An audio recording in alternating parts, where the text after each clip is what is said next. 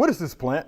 I've seen it before, but can't remember what it is called. And this is from Rick in Corinth, Mississippi. You want this? Let's throw it to you. Plant. It's your favorite plant, Andy. It's not native, but it's a Cleome. Cleome. Right. And they reseed if you got it. It could have come back from last year or again. It's good for pollinators.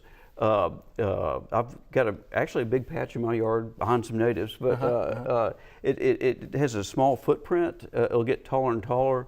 One thing you might want to try if you want constant bloom, at some point cut the big seed head off and see if you can get some lateral growth, although they're really tall, pretty interesting plants, but they reseed freely. If you got it this year and it's happy, you're going to have it next year too from fresh plants. Okay. You can share it with friends. Yeah, lots of friends. I also had a friend with a cat named Cleome. I thought that was a cool cat name. So you're looking for a new pet name, think about Cleome. Cleome.